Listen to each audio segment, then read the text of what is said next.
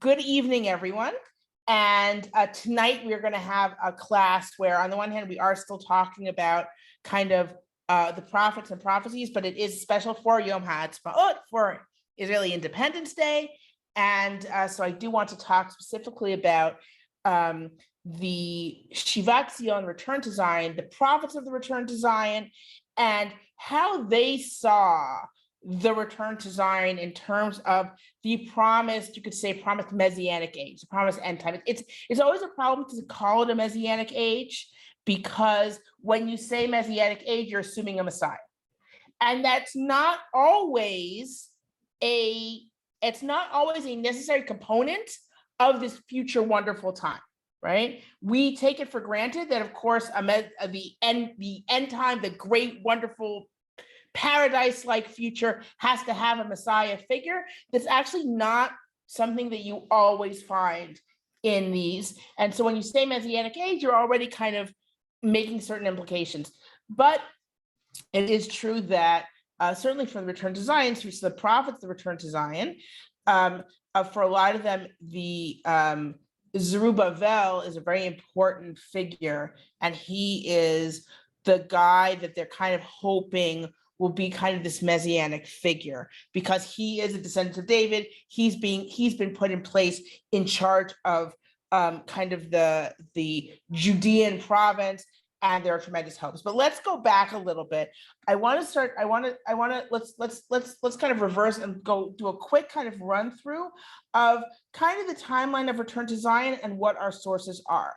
I see some kind of puzzled looking faces. Do people have any questions for me before we start? Okay, so I'm gonna just dive in then. Let me make sure I have the right thing on my screen, and I will share my screen. Here we are. Okay, I'll share my screen here. Okay, you guys can all see this timeline, right? Anyone who's on the email list, you see the time, do you see the chronology? Yeah. And you see kind of my mouse moving in circles here? Want to make sure you're on the right screen? Okay, great. All right. So when we're talking about, this is the chronology that I used when we were learning Ezra and Nehemiah with some changes. I made a little bit slightly more, I filled it out a bit. So Cyrus conquers Babylonia in 539, and that's a very important date for the at this point we can call them confidently the Jewish people. This is a very important date for the Jewish people, because it means that Cyrus allows them to go back to the land of Israel, to Judea, and rebuild their temple. Okay, so he started his rule in Persia in 559. In 539, he conquers Babylonia. You have Cambyses, then Darius, Xerxes, Artaxerxes. So what's going on here? Cyrus conquers Babylonia, and we have the first people returning from Babylonia to the land of Israel. There are Jews who stayed in, or Judeans who stayed in the land of Israel. There are people who stayed, who managed to survive and stayed. It's not a completely empty land that the Babylonian exiles returned to. And then you have under Darius is when the temple's actually completed. So under Cyrus, people return. Under Darius is when they actually finish building the temple. It only takes them a couple of years once they really get started. And then we have Artaxerxes the first, Artaxerxes the second. Artaxerxes is when we're in the period of Ezra and Nehemiah. Now there are two different, what the book is trying to portray Ezra and Nehemiah is that Ezra and Nehemiah are there around the same time. That would have to be under Artaxerxes the first. If you actually try to date them and try to work out when they're there, they don't seem to overlap a lot. So it seems like it's possible that Nehemiah came under Artaxerxes the first and Ezra came under Artaxerxes the second, with a gap in between.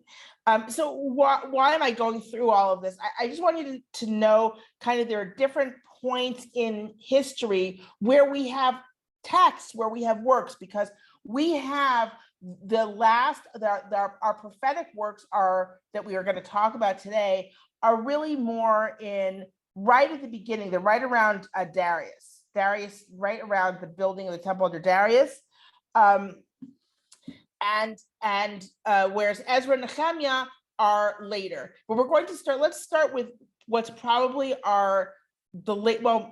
except for Daniel, was probably our latest source today, which is Chronicles Divrei Hayamim. So as is famous, the way Divrei Hayamim, the way Chronicles ends, and I'm turning now to yes.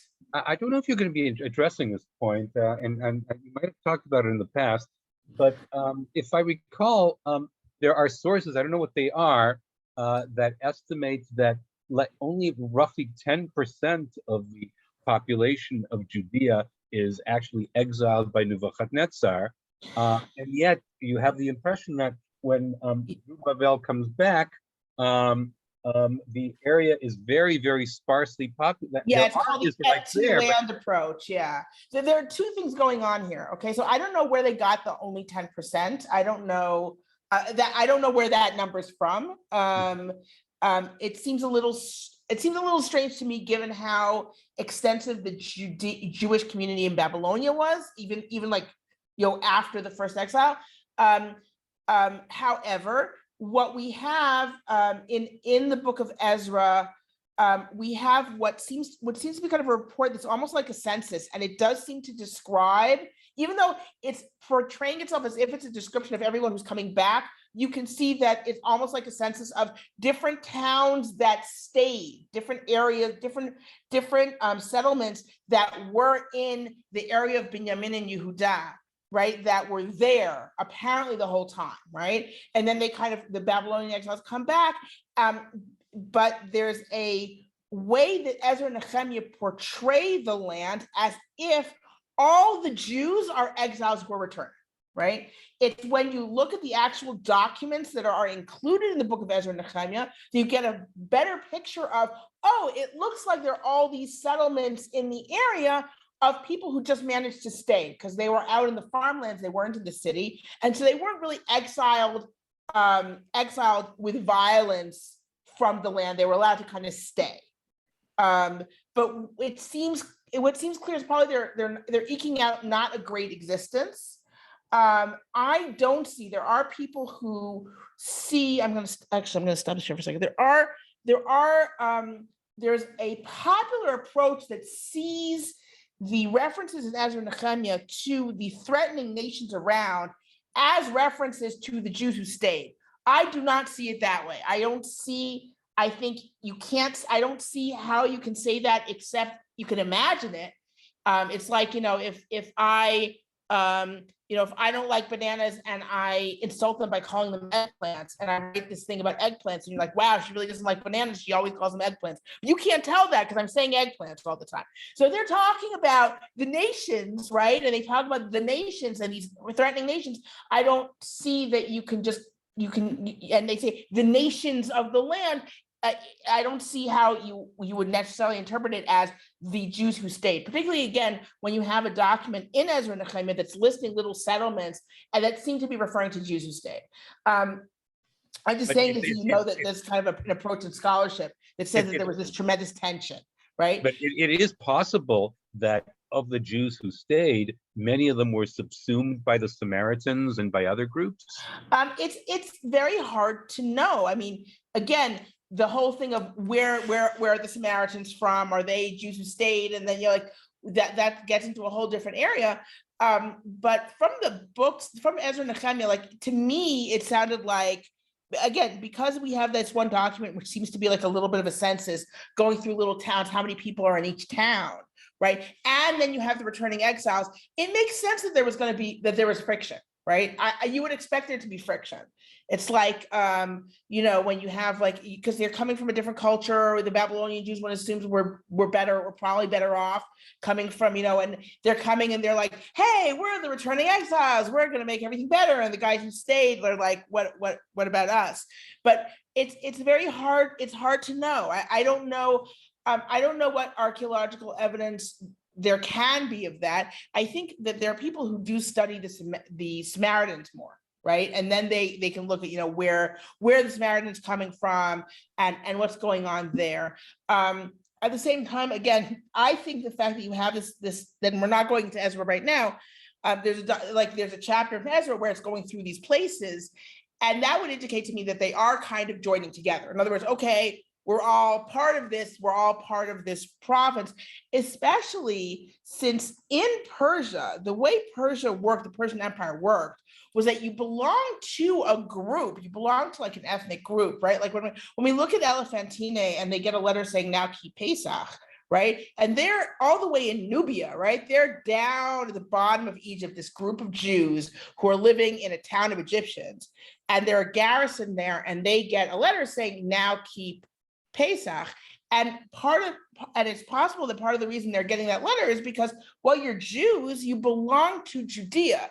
And when those Jews of Elephantine, when their temple was destroyed, they write to the Kohen Gadol, to the high priest in Jerusalem, for help, right? Because that's where they're going to go for help, because that's who they belong to. So this is during, that's during, of course, the Second Temple period, but it's under this general Persian Empire where you do have this belonging to your ethnicity, as it were, or people, and you do kind of maintain that. That is part of your identity, as opposed to just kind of losing it if you're out of your country, right? So I don't know. I find it it's so hard to know. Again, a lot of it comes down to what are the Samaritans. That's really what it comes down to. What are the Samaritans? Who are the Samaritans? Are they from? Because you could see people who were staying. You could see them doing different things and having friction. It's not particularly described. I think it's not particularly described in Ezra. I think in Ezra and Nehemiah, I think that there is friction described with the nations, but they name the nations. They say who these other nations are that they have problems with, and I think that's more of the focus. But again, you could say that just the fact that Ezra Nehemiah is presenting it as if it's an empty land, that all the exiles are returning to, and all the Jews are exiles from Babylonia, that in itself kind of seems to reflect a kind of a tremendous amount of friction between the people who returned and the people who had stayed, right? So, but what I would like to, that I could go in, you just heard me go into a whole thing about that, as Ezra Nehemiah as its own topic. But what I would like to do today is I'd like to look and see in terms of different approaches to, okay, now we're back. Now we're building the temple. Is this what was promised? Is this the redemption, right? What is this? How does this connect to the prophecies we know, particularly the prophecy from Yirmiyahu, Jeremiah, about the 70 years, right? Is this the culmination of that or not, right? Do we need something else? Does it need to be something more? Are we missing something, right? So actually there's a real range. And let's start with one of our latest sources from today, when that's, again, Divrei Hayamim, or Chronicles. I will share my screen once again. And here we have it, very end of Chronicles. So it's the end of our Tanakh, right? Of the Hebrew Bible, right? We always have, what's the last word? Vaya'al, and you should go up, right? Our last pasuk, actually, let's go back to, so I'm reading now from Divrei Hayamim Bet Lamed Vav, that's Second Chronicles chapter 36. And I'm saying, Ubishnat achat leKoresh melech Paras, the first year of Koresh, king of Persia. Now, this is the first year that he rules over the land of Israel and Babylonia. It's not actually his first year as a ruler. He says, Ubishnat achat leKoresh melech Paras, lechlot dvar Adonai befi Yirmiyahu, he'ir Adonai et ruach Koresh melech Paras, v'yaver kol b'chol malchuto v'gam b'mechtav lemor. So he says, in the first year of Koresh, the king of Persia, in order to complete the word of God, right? As it was spoken to Yirmiyahu, God woke up the spirit of Koresh, the king of Persia, and he sent forth a message in all his kingdom in writing, saying, Kol amar Koresh melech Paras, Kol mamlechot haaretz natan li Adonai Elohei hashamayim, v'hu pakad alai livnot lo bayit b'Yerushalayim asher b'Yehuda. Mi v'chem mikol amo Adonai Elohav imo v'ya'ah. Right, so says Cyrus, king of Persia, all the kingdoms of the the Lord God of the heavens has given me all the kingdoms of the earth, and calling our God, right? God the God of the heavens is a kind of a Persian phrase that we see it in specifically in things from the Persian period, calling him the God of the heavens. He has appointed me to build him a house in Jerusalem that is in Yehudah. Whoever in his nation that is the Lord, his God is with him, he should go up. Now, this is actually being in general, most scholars date Chronicles Devrei Yamim to the 300s. So that would put it, and that the idea is that this is actually quoting Ezra here. Ezra, this is actually the, this is what it says at the beginning of Ezra, that God awakened Koresh and that he put out this declaration.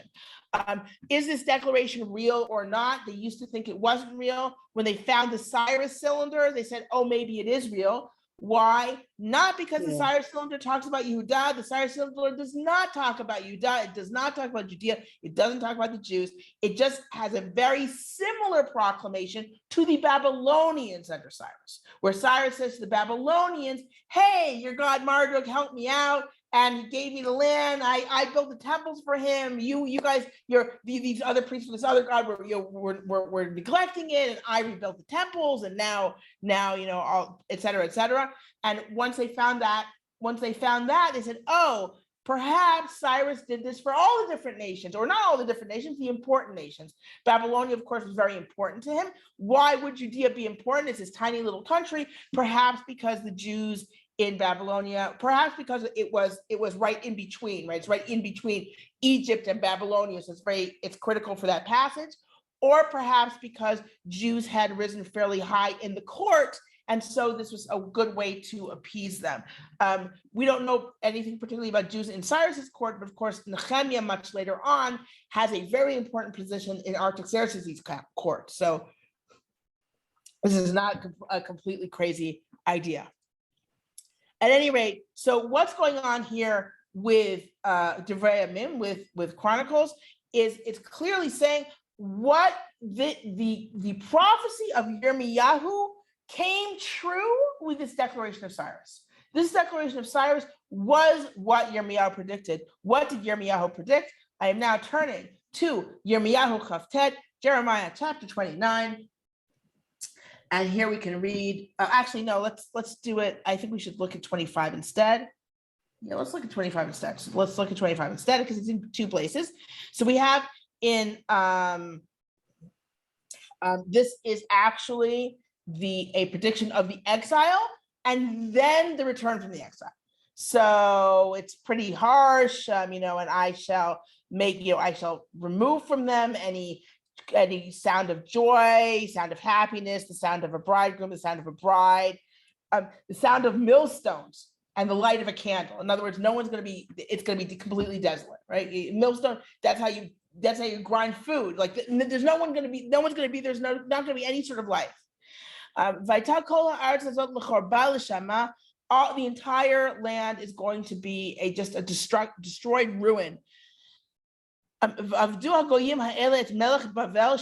These peoples will serve the king of Babylonia for 70 years. But after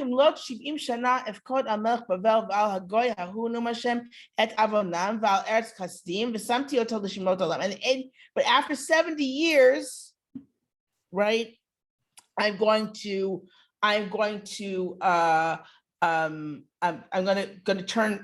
destroy Babylon. I'm going to hold the king of Babylon responsible for everything that's happened to Judah, to the land of Israel and to Judea, right? And here we see it in 29. Let me get to the right. Yes, we see, and here in 29:10 Chavtet Yud, it says more specifically, and that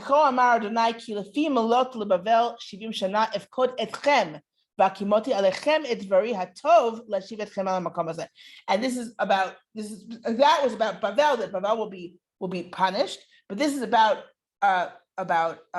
the Jews, the Israelites, Judeans really, that after Babylonia has had its 70 years, I'm going to remember you, and I'm going to do this good thing I promised to you to return you to this place, right?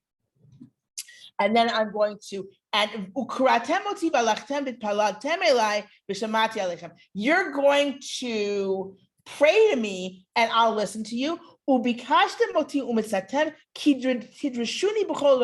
you will seek me out and find me because you'll seek me out with all your hearts, right? And then I'm going to return you. Then I'm going to bring you back from all the nations. So you're going to turn to me and I'm going to gather you up. And hopefully if we have time, we'll see that in different places, this idea of not just the return, but, oh, you're going to call to me, you're going to seek me out, right? So, but this idea in Divrei Hayamim and Chronicles is that when did that happen? When did Yirmiyahu's promise, when was it fulfilled? And the answer is with the declaration of Koresh, with the declaration of Cyrus. Now, of course, there is a problem, which is the chronology, because it's not 70 years in between the declaration of Cyrus and the destruction. It's less than 70 years.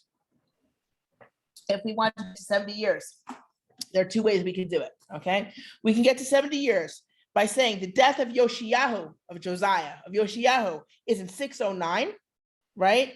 And then Cyrus conquering Babylon, that's 539. Okay, so there you go, 70 years. So 70 years from the death of Yoshiyahu, if we count from the death of Yoshiyahu, then we can get to 70 years. The other way is what we'll see when we look at when they start rebuilding the temple. They actually start rebuilding the temple in the second year of Darius, right? So why? Very possibly because they were counting the 70 years. All right. So if you have 587 was destruction and they completed the temple in 515, they started around 517. There you go, 70 years. In other words, 70 years, because let me explain what happened. And I'm just going to give you, we don't have time to go to read all this inside, but let me give you, actually, you know what, I'm gonna, let's see if I've got it. I want to make sure I have it in my timeline before just sharing my screen. No, I'm just gonna tell you. So 539, Cyrus conquers Babylonia. He says, okay, everyone return. Okay. So what do we have on the return? When they return, what do? They build what? Let's take a look in Ezra to just see this scene because it's kind of important. Let's take a look here. Here. Okay. All right. No, this is not it. This is, oh no, I lost it. Hold on. Okay, this is what I want to do. I think here we are. There we go. Okay. So what I want to, so let's take a look at Ezra, the third chapter of Ezra Gimel, right? It's the seventh month. Everyone gathered as one man to Jerusalem. They all got one mind. Okay. Vayakam Yoshua ben Yotzadak ve'echav hakohanim uZerubbabel ben Shaltiel ve'echav. Okay, so Yeshua, which is short for Yehoshua, right? So Yeshua, son of Yotzadak, is going to be the high priest, right? He's the function of the Kohen Gadol. Zerubbabel, the son of Shaltiel, he's from the Davidic line, and he has been appointed as the Pecha, the governor of the area, and they're looking to him really as a Davidic king. He's kind of the Mashiach figure. When we see this much more in the prophecies we're going to be looking at. At Vayivnu et Mizbach Elhei Yisrael la'alot alav olot kakatuv b'Torah Moshe ish Elohim, and they built an altar to the God of Israel to bring sacrifices on, as it's written in the Torah of Moshe, the man of God, right? And so they built this altar. What do they not build? They do not build a temple, okay? They build the altar. They bring sacrifices, right? And they start sacrifices from the first day of the seventh month, which would be Rosh Hashanah, right? And they start, and then it says, Uvashana Shenid, in the second year, Livo'am el Beit Elohim Yerushalayim, for coming to the house of God, right? They appoint Leviim, and they have, and it says, they laid the foundation of the temple. All right. They laid the foundation of the temple, and they all say, you could say they say Hallel, right? They all praise God, right? They all answered with a Hallel, with praise and thanks to God. Ki tov ki l'olam chasto, right? They do with the refrain, because he's good, because his kindness is forever. Ki tov ki l'olam chasto, right? And all the nation, kol am hariu truah gdola b'Hallel l'Hashem al husad beit Hashem. They all make a great amount of noise. Perhaps they're blowing shofarot, they're blowing shofar in praise to God for the foundation of the temple. Okay. And then it says very sadly, and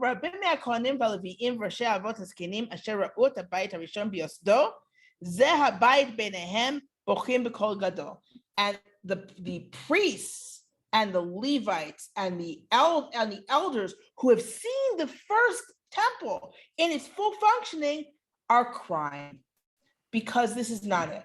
This isn't it. You got an altar, you've got some foundations, and this is not it, right? They can't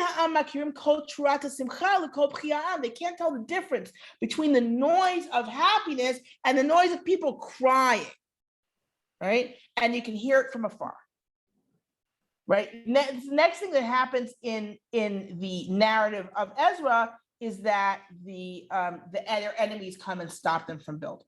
Okay, so what we actually see in we have two prophets that are functioning at that time. They're mentioned in Ezra, and of course, and elsewhere, that we have Haggai and Zechariah. Haggai and Zechariah are the two prophets of the initial return to Zion, and they are prophesying at this time, more or less.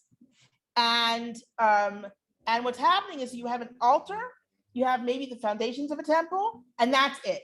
They stop building the temple. It sounds like, from what Haggai, what Ezra, and what says in Ezra, it sounds like there are enemies who are threatening them. What it sounds like in Haggai, the prophet, sounds like they didn't have money. They don't have money, they don't have food. They are worried about their own households, and they don't have extra to build a temple. So what they have is a functioning altar, and that's what they have. That's what they have for years, okay?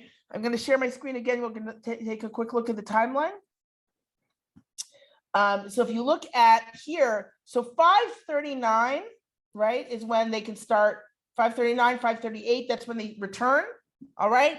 Darius, they don't build a temple until Darius.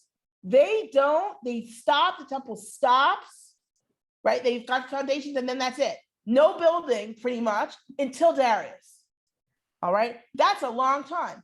Why did they start building under Darius? Well, let's take a look at Haggai, actually, okay? So it's in the second year of Darius. Now, again, the second year of Darius is around 70 years after the destruction. So while none of the prophets say this explicitly, it's very possible that they're counting 70 from the destruction. They're thinking of Yirmiyahu, right? And they're like, guys, this is the time. No one's been moving on this for decades. We've got to move on it now, okay? Because this is the time, all right? And the thing is,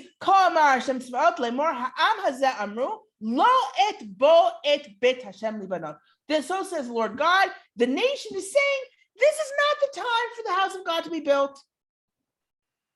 Right? And he says, so God says to Haggai, says, oh, is it time for you to sit in your houses, safe in your houses, and this house is in ruins? Right? Guys, this is the time. You're worried about food, and you're worried about food. If you build a temple, you'll have food. And that's the promise. So,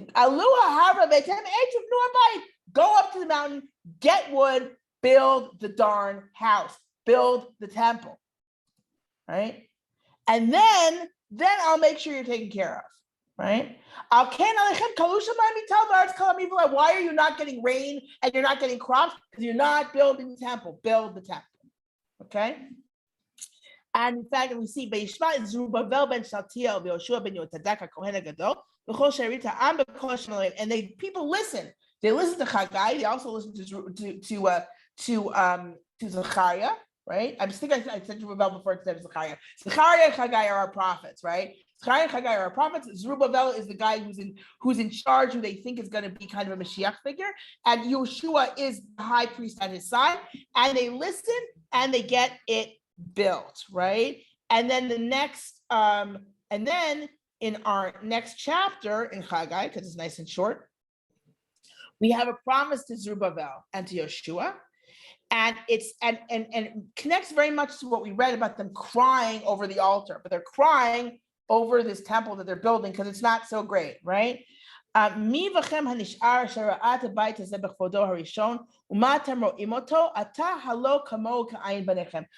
who remember the first temple, you see the new one and it's like nothing, right?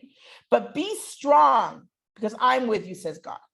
All right. So there's a promise, and the promise comes in language of a divine assistance and divine, like, supernatural assistance. So God says, just a little bit, I'm going to shake the heavens and the earth and the sea and the dry land. I'm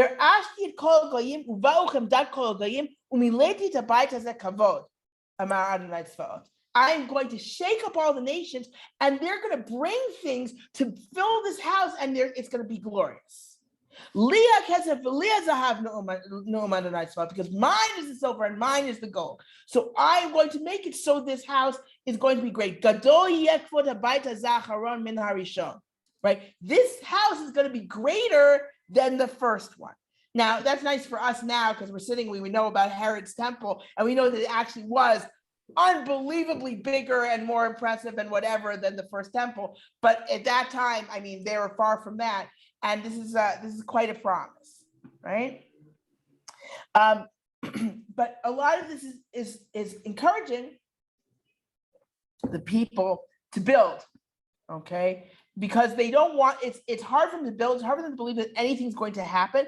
And part of that encouragement to build is saying, again, that God is going to shake the heavens and the earth. And it's also in context of the idea of a Mashiach, of a Messiah, of Zerubbabel, right?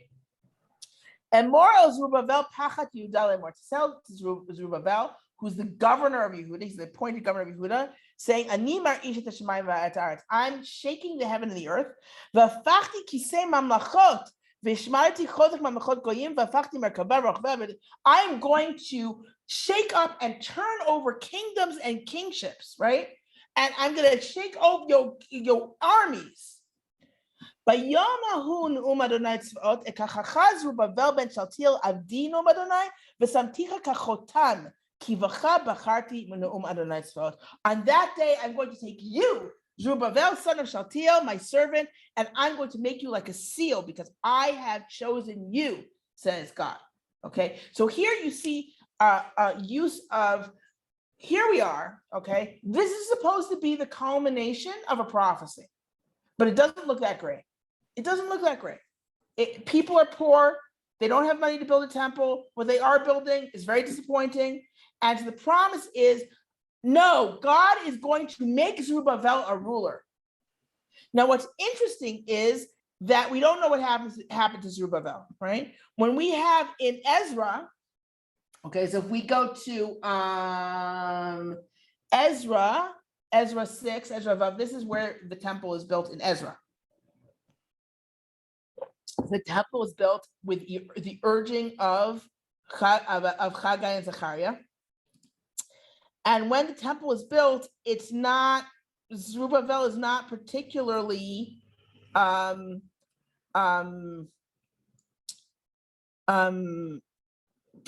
in it. Okay, what happens is this. Actually, let me just I'll just You guys are okay with me just giving you kind of an overview, right? Because people don't always remember the order of things here. Okay, so what happens is this, right? Cyrus, everyone comes back, they build an altar, and then they stop. All right. Darius, okay. Darius, you've got Chagai and Zechariah saying, guys, now is the time. You've got to build now, right? Build it. So like, okay, we're gonna build it. They start building, and the governor of the entire area of Evra Nahar, the whole area around Tigris, Euphrates, the whole area comes. His inspectors come and they say, "Hey, what are you guys doing?" And they're like, "We're building the temple. We have permission from Cyrus." Right now, this is Darius's ruling, right? He said, "We have permission from Cyrus," and so the governor lets them keep building. He lets them build. He doesn't stop them, and he writes to Darius. He's like, "These guys say that Cyrus gave them permission. Could you check the archives? Check the archives and see if they have permission." Darius checks the archives and says, "Yep, they have permission." What's the puzzlement here? I see. Darius checks the archives and he's like, "Yes, they have permission from Cyrus." Now, remember that it's very important for Darius to show that he's a continuation of Cyrus, because he's not, right? He's not his son or anything, right? But so Darius wants to show that he's a continuation of Cyrus's of Cyrus. So if Cyrus said to do it, he's doing it. Not only is he doing it, he gives money. He sends money and he gives more instructions. Okay, so this is how you're going to build a temple. This is the size of it. These are the pillars, and here's money. Because it's clear that from Darius's point of view, his assumption is, why didn't they build it? They didn't have the money. Because Cyrus said build it. They didn't have the money. They didn't build it. I'm sending you money. Build it now. And they build it. They don't have a ton of problem building it. They get it done in a couple of years. I'd like to see something go up here in a couple of years, but they manage it. And when they're done, we have this this description. Let me go here. So I'm going to. It's a relatively short description that we have. Here we are. And we're of course reading in Aramaic now, so it's different, right? Uvno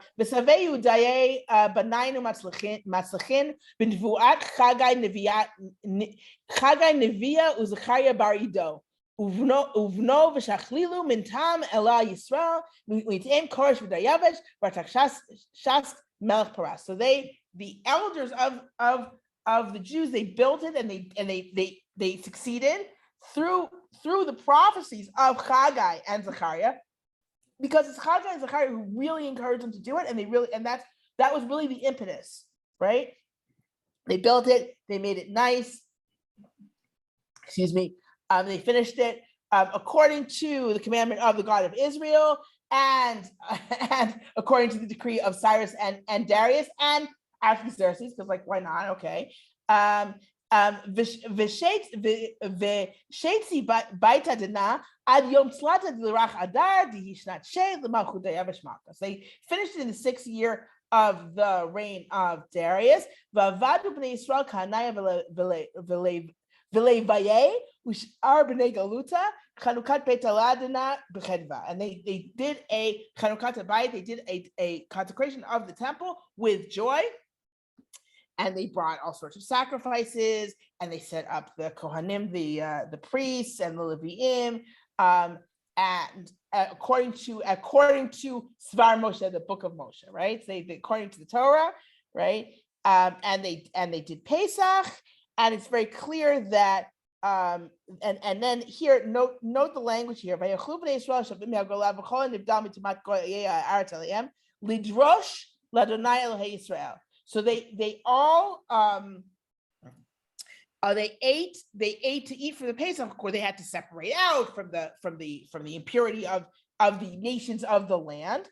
Lidrosh, to seek out God. You remember that in Yirmiyahu, that was part of what they had to do before God returns everyone. You have to seek out God, right? So they're seeking out God by keeping the Pesach. They separate themselves out. They're seeking out God, right?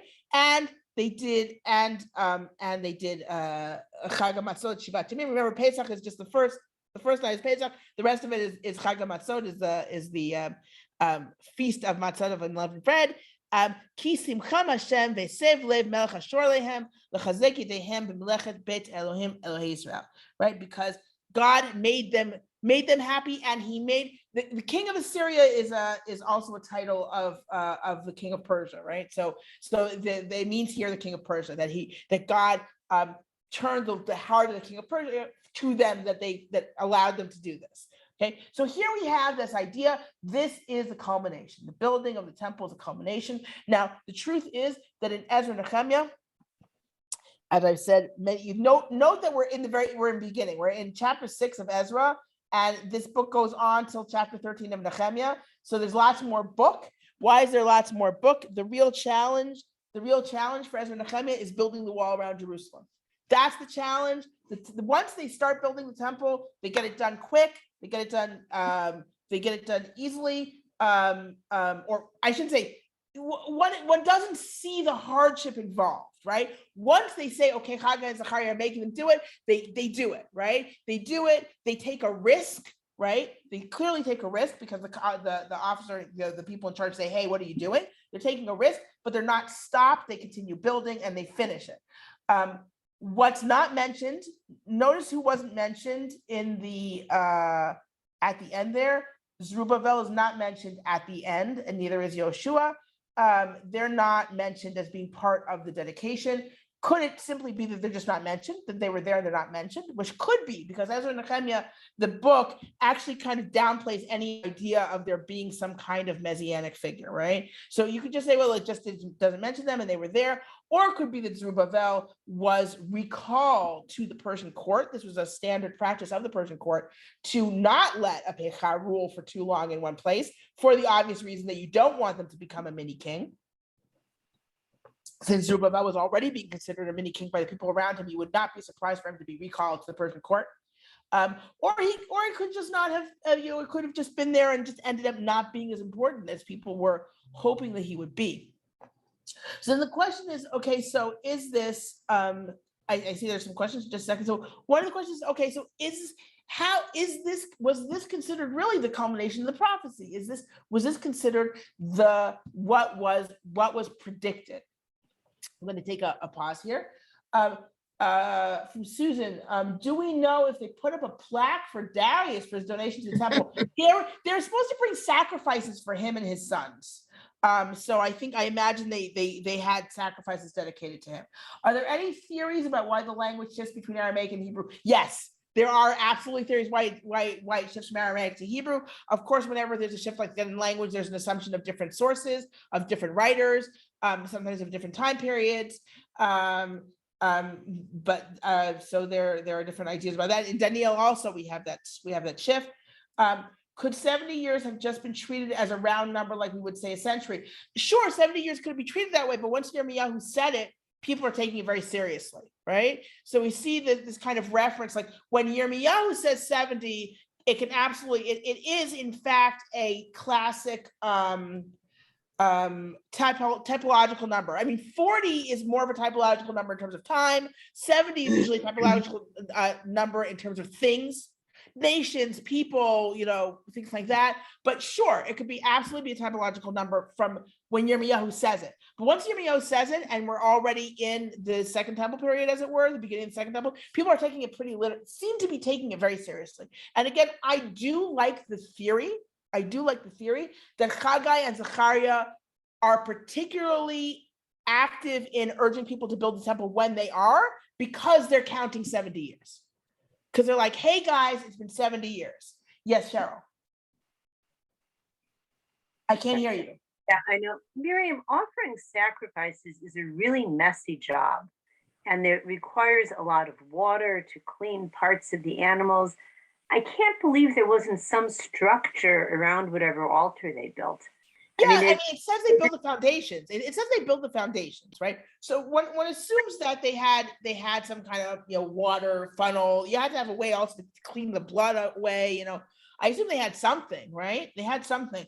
It's interesting because Haggai talks about how you can't, like, what's Haggai's language exactly? It's something like bringing, I'm sure I'm mixing metaphors in my mind. Like it's like bringing a sacrifice in like a graveyard, because the idea is that the temple all around is destroyed, right? And you've got this altar that you're building, that you're bringing sacrifices on. So who knows what there was still from the destroyed foundations of the temple, right? And they rebuilt the foundation, so they have something around it, right? They've got something around the altar so they can bring sacrifices, but they don't. But that's it. Like that's where they stop. I think they lost momentum. I think they lost momentum. I think it was a very hard life that they were living. But then again, when Zechariah and Haggai say, "Hey guys, this is the time," they get it built. I think it was not 2 years. I think it was 4 years actually, but they get it built. Yes. Are all these courtyards opened to the sky, or were things enclosed in the temple? I think the meat sacrifices were open to the sky, and the incense was inside. Right. Okay. Yeah. You can even see that in, you wouldn't know if I guess you wouldn't know if it's inside or not. There's a similar structure in the Arad temple where you have this the large kind of meat altar because it's probably modeled on, there's a small temple at Arad that was almost certainly a temple to the Israelite God, right? To God, right? And it's modeled on that kind of structure where you have a meat, the meat altar kind of in the larger courtyard, and then inside there were actually 2 incense altars, in a kind of a Kodesh Kodeshim, Holy of Holies type area.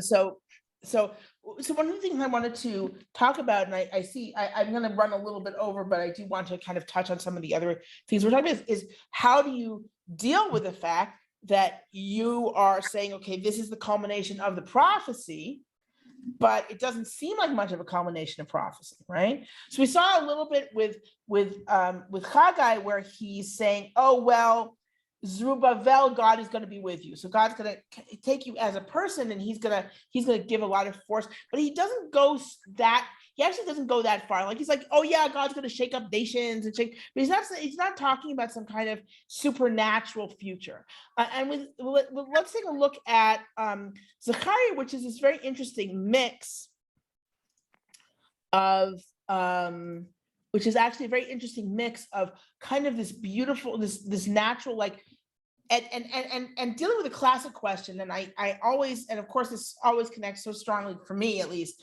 to today, right? Where you have some people who ask Zechariah, they say, we want to ask the Kohanim in the temple, lemor el Kohanim asher levet Hashem tzvaot ve'el hanaviim lemor ha'efkeh b'chodesh hachamishi hinazer kasher asiti ze kama shanim. So they're like, should we still be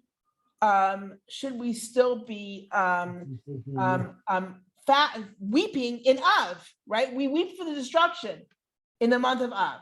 Should we still be doing that? They're sending to the priests of the temple and the prophets, namely Zechariah and Haggai, right? Or maybe others. What should we be doing? And the answer is, and here we have a reference again to the 70 years. And say to all the people of the land, namely all the Jews who are living in the land, and to the priests, saying,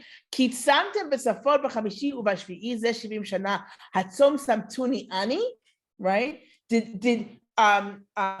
When you were fasting and mourning on the 5th and on the 7th, this 70 years, were you fasting for me, right? You were fasting for the 5th is Av, and then Elul is Tzom Gedalia, the fast of Gedalia, right? We take it for granted now, but that was our last chance to have a standing temple, but to not have the first temple, to renew the first temple right away.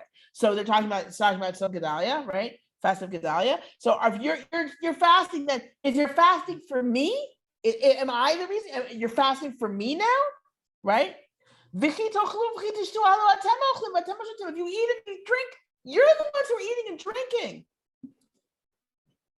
right? So what does it seem to be? It seems to be he's saying you're fasting for your own sorrow. Don't ask me. God didn't tell you to fast. You're fasting because you lost this thing and you were mourning it.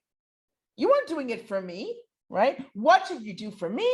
Mishpat emet shvotu v'chesed rachamim asu ish et achiv. Do justice, right? Do justice and do kindness and act with kindness and mercy to each other. V'almana v'yatom v'ger v'ani al tashoku v'ra'ati shachiv al tachshavu b'lvavchem.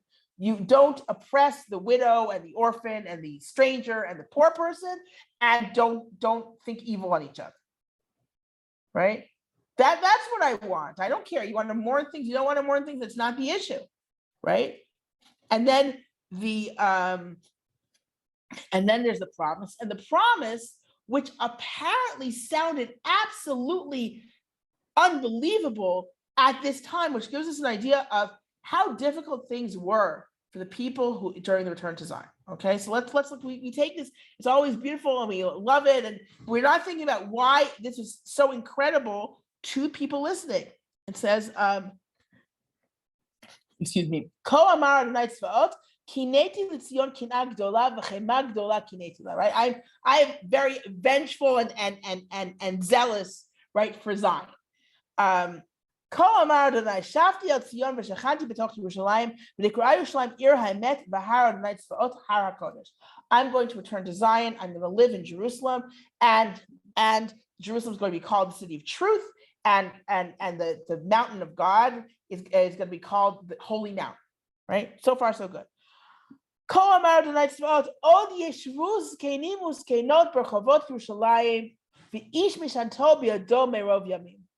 So says God, there will yet be old men and old women in the open places of Jerusalem, and a man with his staff in his hand. He's so old. He's so old he can't walk without his stick. And he's going to be living in Jerusalem. Right? Unbelievable.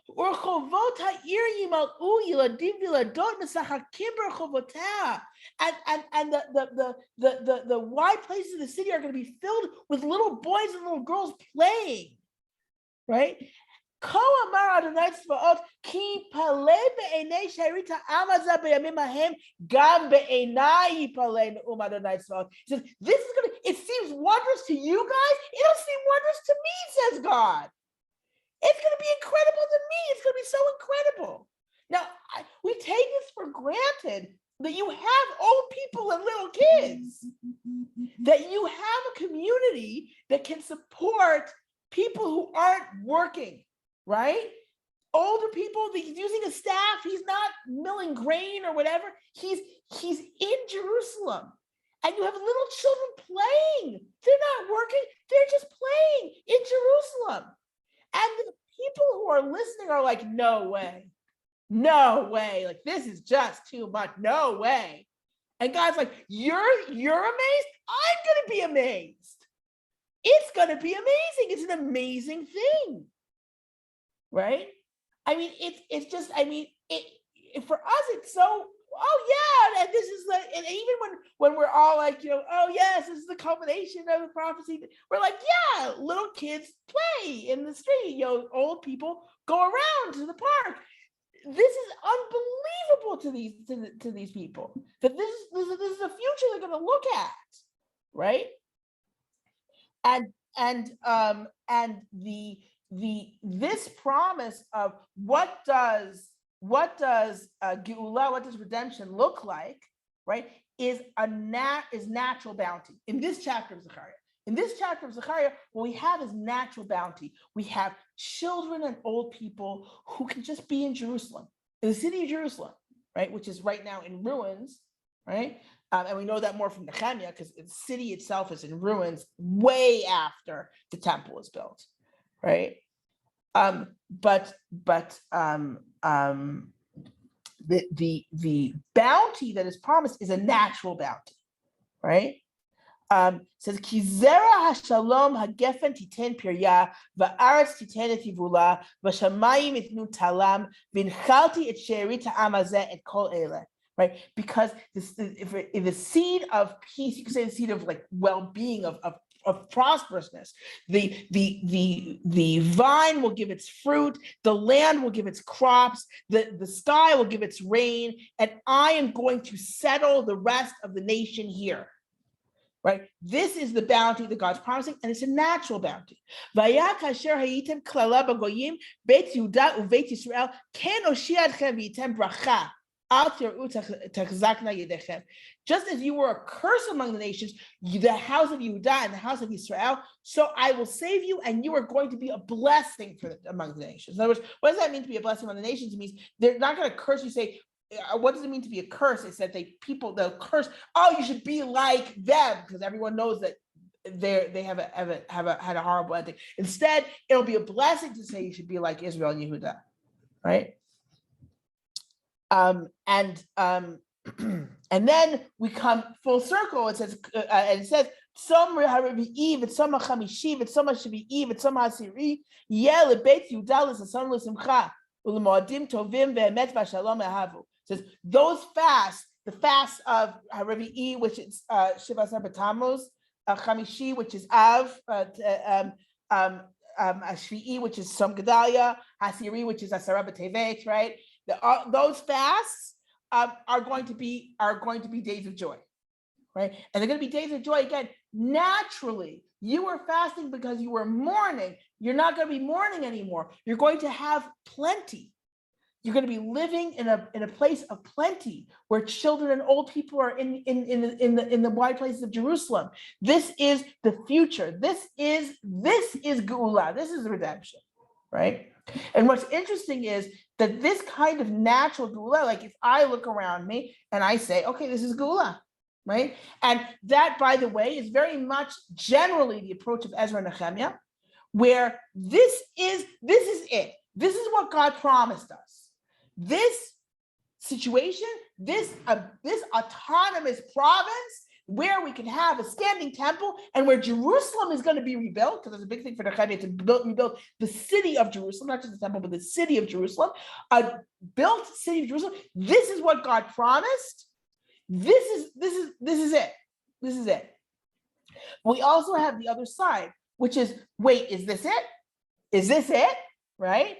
And then we have things like the later chapters of Zechariah, right? Where what we have, and I know I'm already going over, so I'll say it briefly, what we have, and remind you, what we have in the later chapters of Zechariah is this day of the Lord, right? Is this tremendous catastrophe that's going to come to Jerusalem, and that Jerusalem is going to be split, and then that's going to usher in this new age, right? And there we have this kind of apocalyptic future, right?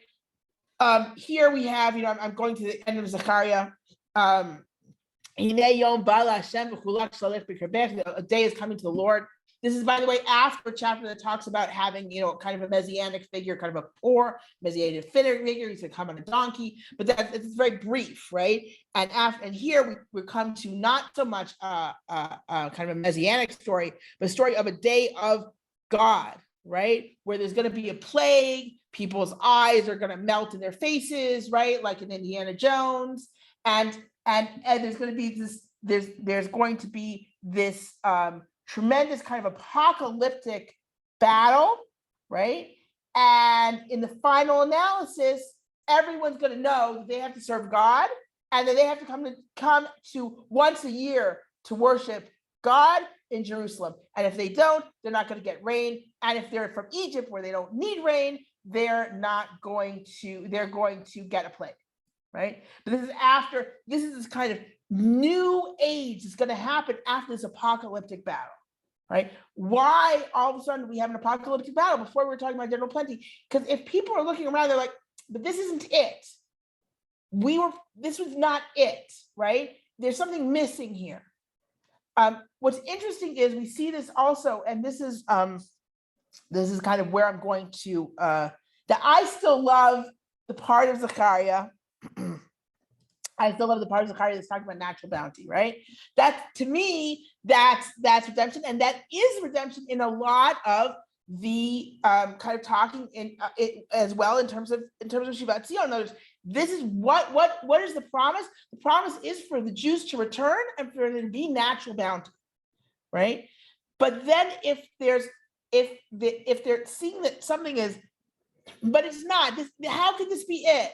So there must be something supernatural to happen that's going to come, that's going to bring in this final age. So this is something we see, by the way, in Daniel. Now, as many of you know, in many see Daniel as something that's actually written in the later in the Second Temple period, right?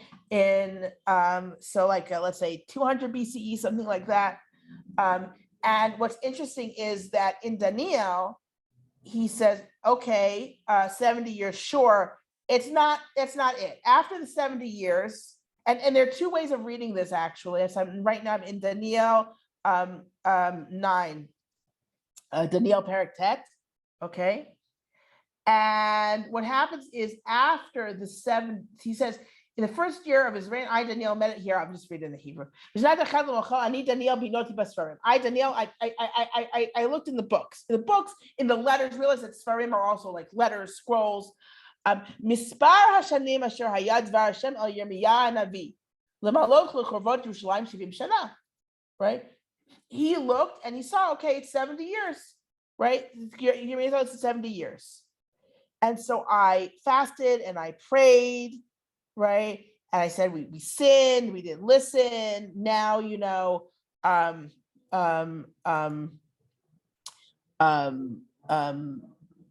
but now let, essentially, right?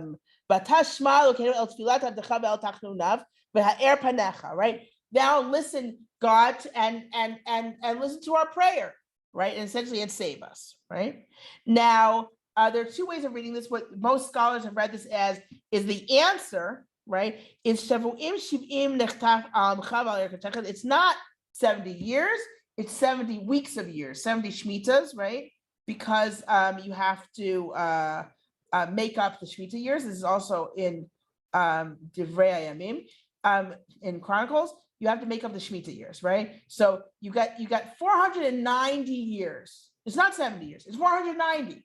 490 years from the destruction is actually going to bring you into the middle of the Second Temple period, right? So if you say Daniel is written more in the Hellenistic period, or more like it's going to bring it up to his age, the age of the author, right? So it's going to make it later.